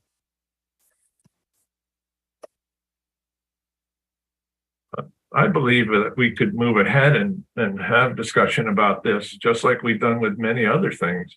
Well, I understand, Counselor, Counselor, I'm just saying that your seconder wants to potentially change the language. So maybe hold off on seconding and have the discussion about if you want to change the language that you just seconded. Yeah, but can we have discussion without seconding? I would think it dies right there without a second. Well, I'm happy to give Counselor Springsteen the floor. And it is seconded. And so if you want to have the discussion, you can make either rescind again or make a motion to the motion. I'm good with discussion. Yeah, my thought was just to clarify that the anti-growth language was specifically in the House bill and is not our language under the ordinance, and that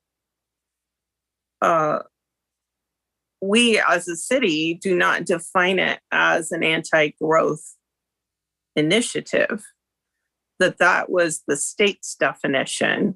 So perhaps an amendment clarifying that language, and that's why that language is in the ordinance in the first place.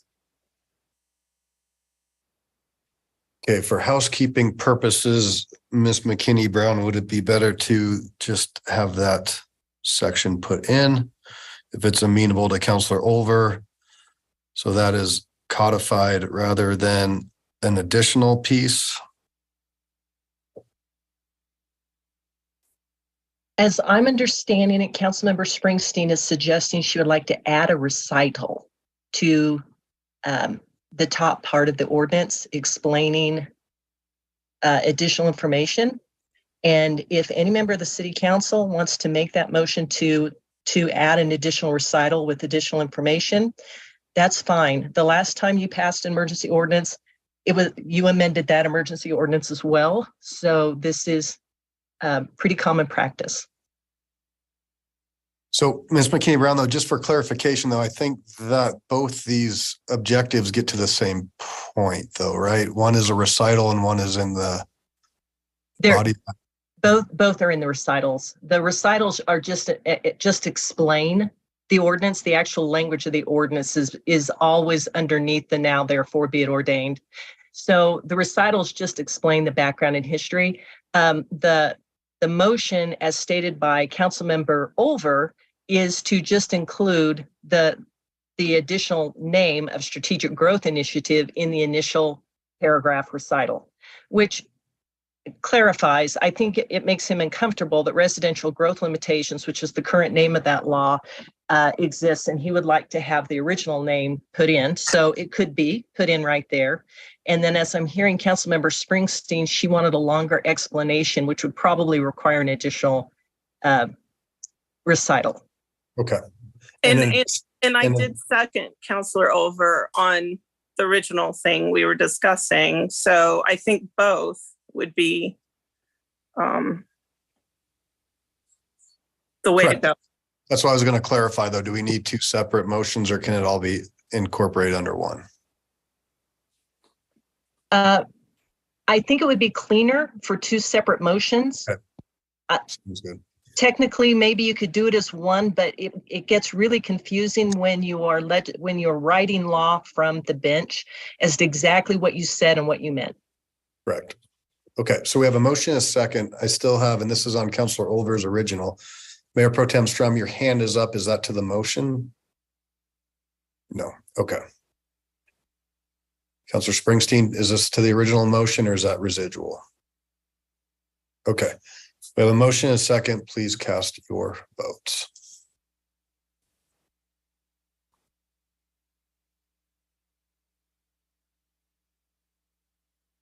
Okay, and that passes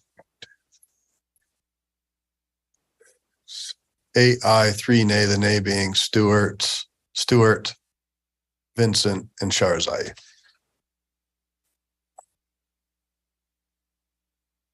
All right, Councilor Springsteen, you want to make a motion?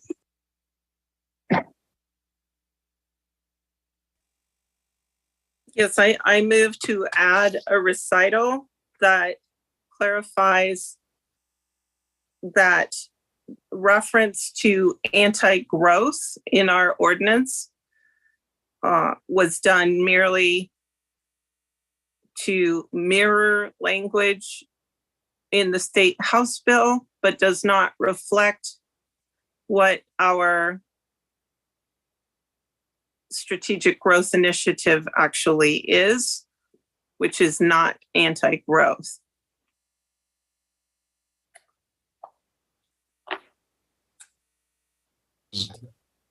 Is that before there's a, just hold on real quick before there's a second, is that the bona fide language you want, or do you want some help with that? I'm happy to defer to the city attorney on this as well. I think her language is fine, Mayor. I've written it out. Great. So we got that. So is there a second? Second. Okay, there's a motion, a second. Councilor Franks, your hand went up on this one and then went down. Okay, Mayor Pro Tem. Okay, all right. So there's a motion, a second on the recital referring that anti-growth is statutory language. Please cast your votes.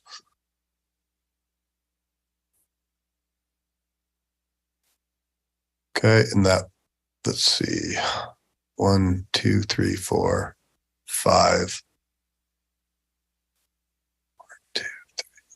So that passes 6-5.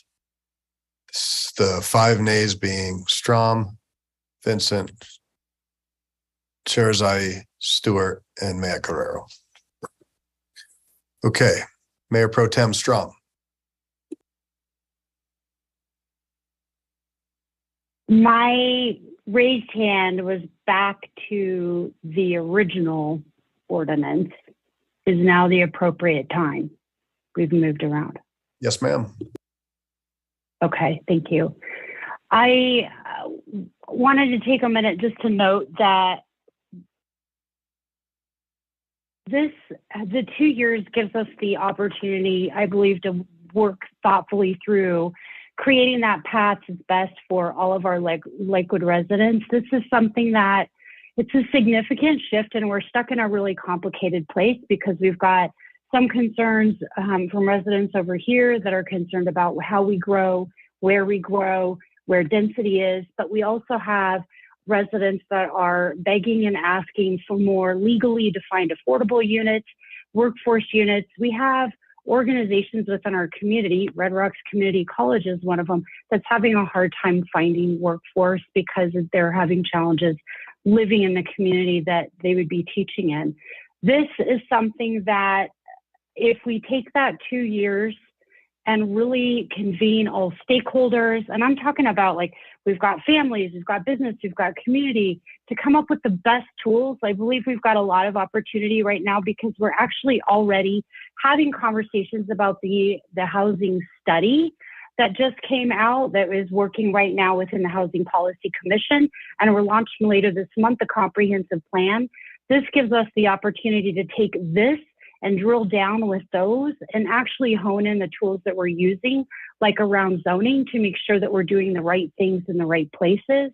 So the ordinance that we had originally in front of us tonight, I would support, and I want to make sure that it's because we do know that we have very complex community needs that are on both sides that we really fundamentally need to sit down and figure out that best path forward. That's all I have. Great, thank you.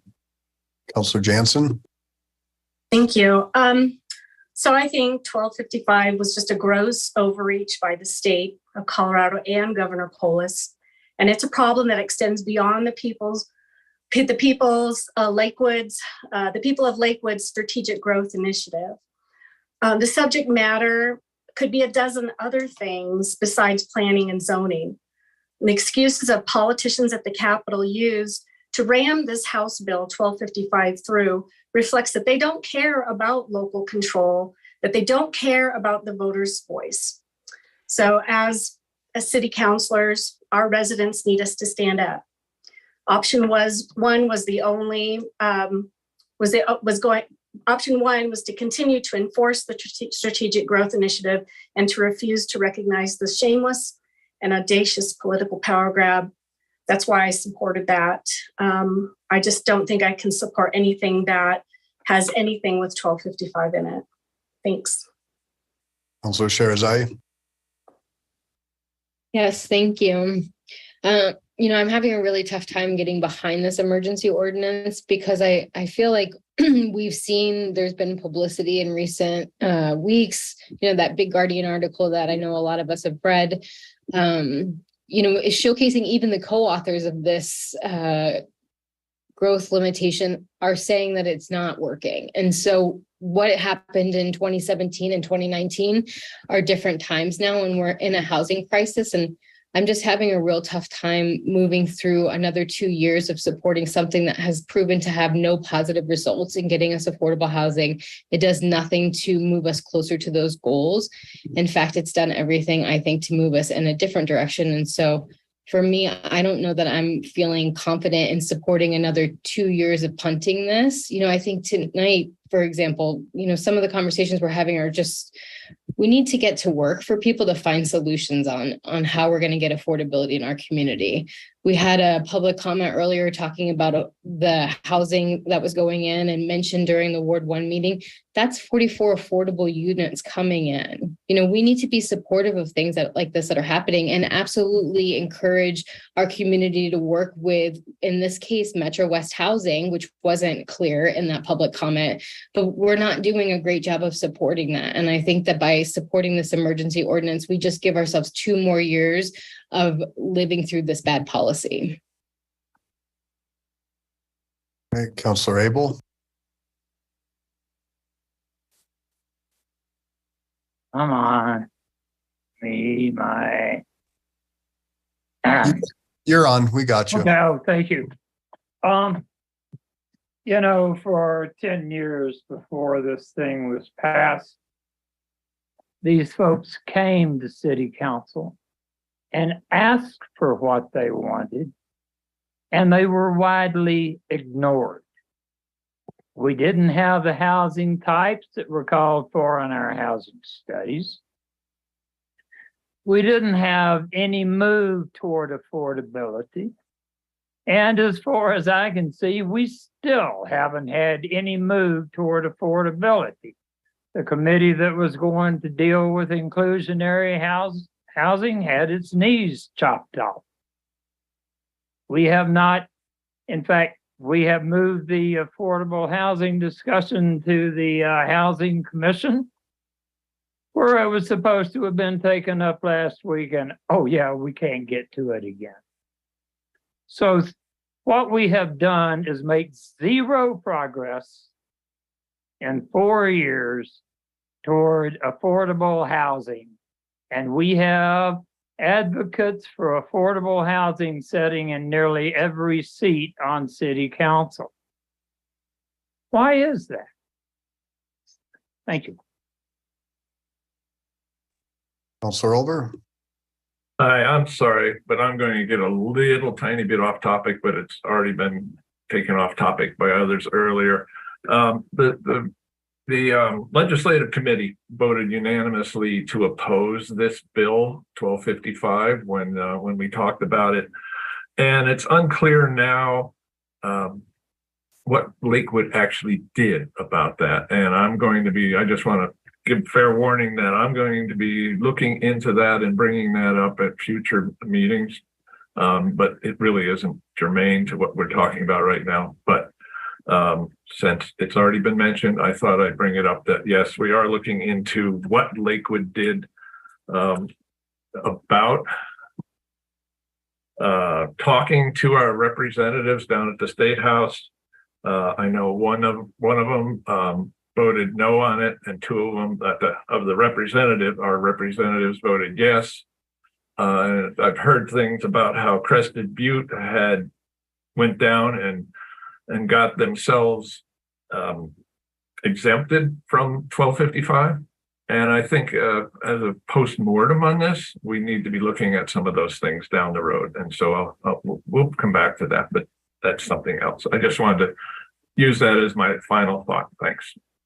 And Councilor Olive, I might just real quick, I don't think Crested Butte was exempted. I think a matter of statewide concern means everybody is part of this. I think one of the mountain communities made some protections in their affordable side, but I don't think anybody was exempted. And that was Crested Butte, right? No, sir, I don't think so. Really? Okay. I'll have to check on that one next. Thanks. Councilor Springsteen. You know, I first wanted to just address that the idea that the voters voted on this a long time ago, therefore we don't have to uphold that. I mean, they voted for a lot of us a long time ago, and it has to be upheld that we're still in governance. So that's not a good argument. But I also wanted to reference some community rights movements that I've seen. And here's a quote: "The right to local community self-government serves as the foundation for the American system of law and is a central tenet of our Declaration of Independence and state and federal constitutions. The people's right to self-governance has been routinely ignored by our elected representatives and overridden by the courts in favor of corporate rights." That's Thomas Lindsay, Community Environmental Legal Defense Fund. And essentially over the last 200 years, corporations have manufactured a structure of law in which they have ever increasing rights and privileges today, allowing the preemption of community self-determination when corporate interests are at stake. Corporations prioritize maximizing profit, typically for distant investors who have no connection to the community. Consequently, the best interests of the community and its environment are less important than corporate exploitation of natural resources. And where we see this in state and federal preemption is that there are laws that allow large corporations to force harmful activities into communities despite community opposition. All of you who vote to override our local law are voting for those corporate interests. And many of you were very much supported by them. So it's not a surprise to me, but it's very disappointing to both me and your constituents. Councilor Vincent. Yes, this is difficult for me because, as everybody well knows, and I've gotten chastised before, I had people from my ward wanting to know specifically how the SGI got passed, and it overwhelmingly got voted down in Ward 2. But I've told those people that I have an obligation now, whether I like it or not, to support what the voters want. And this is difficult for me because I think we're all around. I, like my co-counselor, am not a big fan of the SGI, but I do have to listen to the city as a whole. I feel very, I don't like the idea that we could not ask questions, where we could clarify, where we could get information. And I feel hamstrung, I'll be honest. And I couldn't even ask questions. I mean, I get disappointed when I hear that Metro West wants to build something and everybody's up in arms about it. Because I will tell this council, although they like that article that was in the Denver Post, I laughed out loud. I mean, I really laughed because what they showed as a picture for this growth, this unwarranted growth, was a picture of the mental health facility that's going to be for 40 people who are homeless with wraparound services. They didn't mention that, nor did they mention that we're kicking off 40 more units, 60, I think, 40 or 60, in 2 weeks. That's on 22nd and Wadsworth. So there is things happening.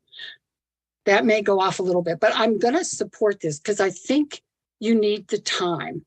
to carefully look at all the issues that are involved in this. I mean, right now, from what I've heard from this council, they want to look at green space. They want to look at design, et cetera. There's a lot of things that impact that right now. So I've always been one who says things do not move fast enough. But in this one, I got to compromise somehow and say that people need to come together. And there's nothing that says you have to take 2 years. Doesn't say that anywhere in there. You can actually move these things through faster. So that's where I stand. Thank you, Councilor Olver. Thank you. I just wanted to summarize and make sure that I'm on the right page. So if we vote yes, SGI basically sunsets in 2 years and goes down in between. If we vote no with a simple majority, this thing goes in. No, wait a minute, that's wrong. If we vote yes and there's a super majority, then SGI sunsets in 2 years and is in effect tomorrow. If we vote yes with just the majority, then there's going to be like a month where there's a problem, and there's a bit of a problem. And if we vote no, SGI goes away tomorrow. Is Ms. McKinney Brown, am I accurate or close? If the ordinance passes by a supermajority, it will go into effect tomorrow. If the ordinance passes by a simple majority, it'll go into effect in 30 days. But in order to follow the direction of the majority of the council, the 1427 would not be enforced in the next 30 days, that we would not be in violation of the law. If it fails, city council can take any other action. You can make a motion to follow 1255 as it is presented. You can make another motion to not follow 1255. If this ordinance fails, it just falls back on city council to make a decision on what it is you want to see happen. This was just one of 3 options that staff was trying to make available to you so that you would have all possible options in front of you. I understand. I think we got down the road of like the anti-abortion wording on that one. If you vote yes, it's no. But if we vote yes, I know what it is. Thank you very much. Councilor Stewart. Yeah, thanks. Just in all transparency, as we're going through this publicly, I want my constituents to know that I am also really struggling with this decision. I'm going to be honest, I don't actually totally know how I'm going to vote on this yet for a few reasons. The wheels of government sometimes move slowly. Sometimes that can be really, really frustrating. Sometimes it's a positive thing. I think it's a balance, I was hoping that my motion to really kind of light a fire under us as a city council to take responsibility and, put something forward a little bit sooner and move up that timeline as a commitment to the community. Obviously I'm disappointed that failed, and I realized that we don't have to take the full 24 months. It was more, it doesn't functionally change anything, but it was a public commitment, on my part to do that. So just want to state that just because that motion failed to the public doesn't mean that we can't work on this faster. I want to say that we hear you. It doesn't just, if this potentially passes and ramps down over the course of the next 2 years, that doesn't mean that the concerns of our citizens went away. And I recognize that. I have constituents who are really concerned about being able to stay in their community and work in their community because they're getting pushed out by high rental prices. And we can't build enough, income-based housing fast enough. there are folks in our community like myself who really, really struggled to purchase their first home because there's just absolutely no supply. And you're competing with so many other people to be able to, set down roots and, build generational wealth. And I know that those are concerns. And I know that there are also concerns that a lot of my constituents have. We're in conversations right now about the aesthetics of some larger housing projects that we need, because we need, more spaces for people to live that are affordable, but also recognize that they need to fit in with the character of the neighborhood. And it's okay to have design standards, and it's okay to have green space standards. And so I just want to say to all of you that I hear you. And I think sometimes it feels like some of those concerns and priorities are competing, but I don't think that they are. And I think that there's a way that we can move forward to really honor the needs and the desires of our community to continue to build a Lakewood where people can live, where people can set down roots, but that is also inclusive and where all are welcome. Sometimes that's going to take a little bit longer than we would like for it to, but at the same time, maybe it's a good idea to just hold ourselves accountable to that. So all that to say, I'm still struggling with this decision, but I just want my constituents to know that that's where I'm at. And hopefully that's because I'm hearing what you care about. Feel free to call me and email me tomorrow if that was not an accurate representation. Okay. Councilor Springsteen.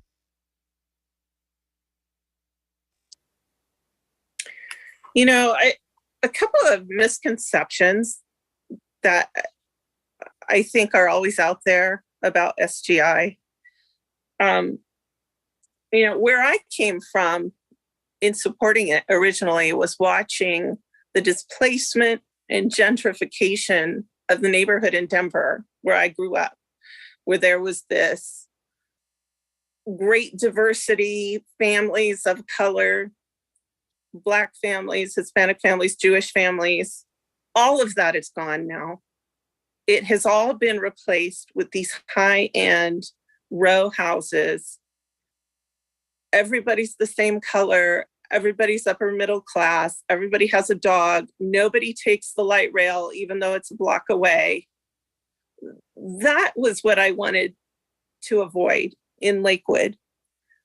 And to oversimplify that people who support SGI are just NIMBYs or racists or whatever people say is totally off base, because everybody's affected by this lack of affordable housing, no matter what. Even if you have your own home right now, my brother can't live here. He has to live in another state. And that makes me really sad. We're all affected by this crisis. We all want to make it better. My best friend was homeless for 12 years. He has terrible stories of what he went through. I want to make affordable housing for the homeless. I think there's a bigger picture, which is the preemption of local rights, that we need to look at, because it sets a precedent what we do tonight. But beyond that, we owe it to our community to respect what they asked us to do as their representatives. We don't get to override it just because a couple of years have gone by. And I think it's as simple as that. And so my understanding of our vote, and please tell me if I'm wrong, is if we vote this down, this ordinance, we can then come back with suggestions on other things we could do, such as upholding our ordinance, our SGI ordinance. If I'm wrong about that, please let me know, because there seems to be a lot of confusion about if we vote this down, what happens next? So please help. Thanks.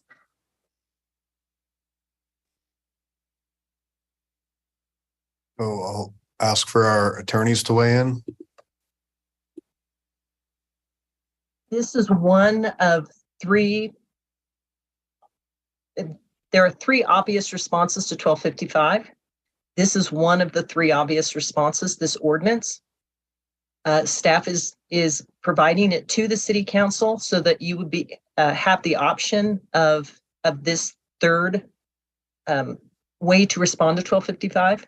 If the city council does not want to respond to 1255 with this ordinance, you can certainly go in a different direction. One option is to direct staff not to follow 1255. One option is to direct staff to follow 1255 effective immediately. I think someone stated earlier that what this ordinance does is eventually bring the city into compliance with 1255, but give the city some time to get there. So those are the three options. If this ordinance fails, you can still go back to one of the other two options.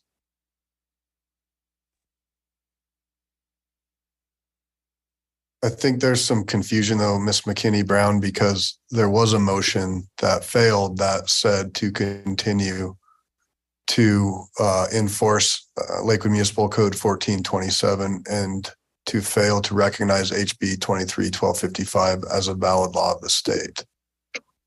That failed. Yes. That one failed. So that specific language cannot come back. But if a majority of the city council wanted to direct staff not to follow, and they came up with alternative language about that, and a majority followed it, at this point, what you have to do this evening is come up with a direction, some direction. And the first ordinance failed, which suggests to those of us listening that a majority of the council would not want to do option one. But again, you're making these decisions as you move forward, and I'm trying my hardest not to give you direction or limitations. So if there is alternative language that would come somewhere near alternate option one, or maybe combine option one or two, I don't even know what that would look like. We'd have to listen to it, I think, before we could just say no. Councillor Franks. But I just want to clarify, we still can't get legal advice on any of it. So we are back to a full circle moment, thus the underlying issue for many of us, where we are doing our level best without being able to explore the options. I want to keep stressing that because, again, we've tried this twice. It is very frustrating. I know we're all working very hard, but again, we're working hard when many of us had a very long list of questions, which would have been greatly beneficial to this discussion tonight.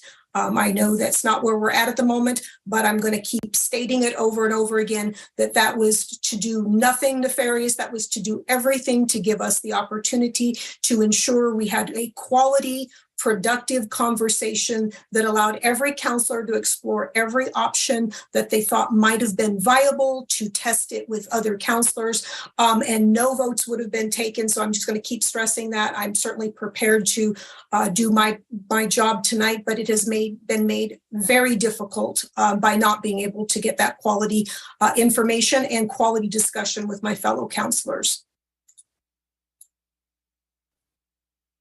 So we still have a motion and a second on the floor. Is there any other discussion on this one? Okay. Seeing none, we'll cast your votes on the emergency ordinance 2023-30.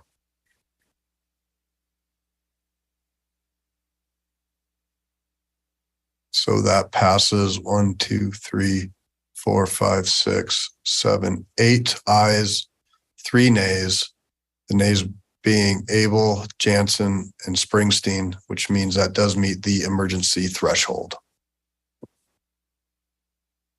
Okay.